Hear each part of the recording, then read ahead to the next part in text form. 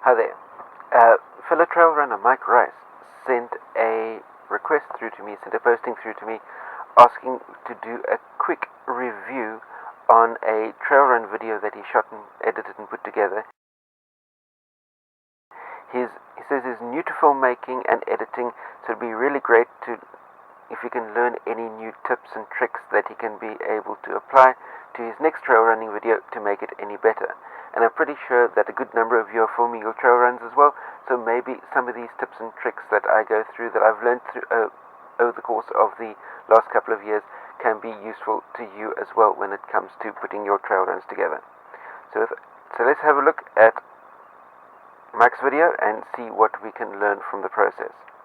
CoachEdu.net. First out, right out the bat, what I'd say is, yes, Mike starts with a still shot as far as the area that he's right with a little bit of that image overlay that you see there, and before cutting to him talking about the trail while driving in his car. What I'd say there, Mike, is make your opening shot some sort of an action sequence, be it even if it's a scenery sequence that you're using, is show a still shot of the scenery sequence, which you then transpose over into something along the lines of a time lapse. From the time lapse, transpose back into your still shot, and then overlay that second still shot with the information about the trail run that you're going to be doing. If you're wanting further ideas on how that really works in practice, look at basically all of Casey Neistat's vlogs. He starts still, transferring into time-lapse, transferring into still, and often he brings in some sort of an action sequence ahead of that still time-lapse still sequence that he uses to open his vlogs. So have a look at that. There are a good number of any one of Casey Neistat's, also coming up to almost 400 vlogs. Any one of those vlogs, have a look at that, see how those are put together, and maybe incorporate something like that as far as the opening sequence is concerned. Your bit as far as talking about the trails at the beginning, yes, useful to put your audience in the picture. Maybe as you're talking about certain areas of the trails and things, interspose with little jump cuts of 1 to 2 second sequences of the little areas, so that as you're talking about it, you can bring your audience into those different spots before you cut through to your main video. Then, looking ahead as far as the actual sequencing is concerned, the areas where you're running with the camera, for instance, mounted, I'm guesstimating around about 1 minute 12, 1 minute 13, you're running with the camera mounted onto your forehead. What I would suggest there is, as you're running through an area, because the scenery changes relatively slowly while you're running, what I'd say is incorporate jump cuts into that. In other words, edit it down so that you're running, say, 2 seconds of footage, 2 second break, 2 seconds of footage, 2 second break. So in other words, you've got the feeling of running, but jumping ahead in steps.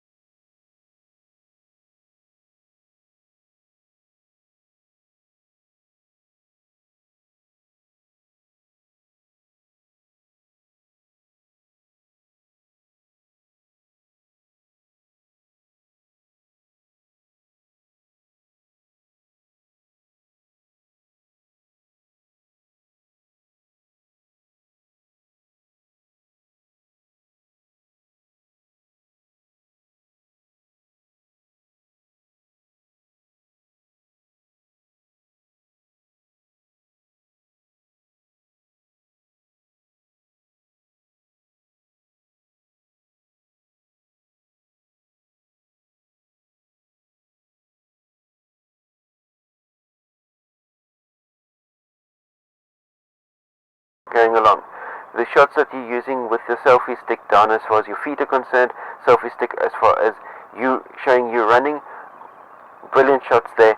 I would use less of the point of view shots and more of the shots that show you running, because it just gives more of an action feel as far as your footage is concerned. And then an additional section of footage that I would do is, it's a little bit more tedious as far as the filming process is concerned, but take the camera, put it down on a rock in different places, and then run through to the rock. So you're running towards the camera, stop, turn the camera pointing in the opposite direction, run then past the camera and away, and that gives you the feeling of running through and past a static position. So it gives a third-person perspective on your running. The circular panoramic view from the summit done as a selfie, brilliant shot, that one. And also is not so much with the initial part, but when you're running back downhill again, and I know it's always difficult to do when you're running when the sun's behind you, is to not be shooting getting so much of the sun into your shot, but bearing in mind that when you're running and you've got the sun is sort of behind you, if you've got the selfie stick running in the same direction as your shadow, you're going to have a flare out from the sun happening behind you. So as you're running, if you can see if you're pointing the selfie down along your line of shadow, then you need to move it about 45 degrees either left or right, and that way you'll be able to eliminate the sun flare out of that shot. But overall, good effort. I'm looking forward to seeing your next video. That's my take on the matter. Share any comments, questions, criticisms you have, share that in the comment section down below. I'm posting a link to Mike's video in the comment section down below. Have a look at that video, subscribe to his channel as well, and let's see how we can help to make Mike's videos better and everybody's videos better. Remember, down below this video as well is a big red subscribe button. Hit that subscribe button, that way you stay subscribed to my channel for all the new content that comes out to you daily. Remember, stay carved up for the win. I'll see you next time. Cheers.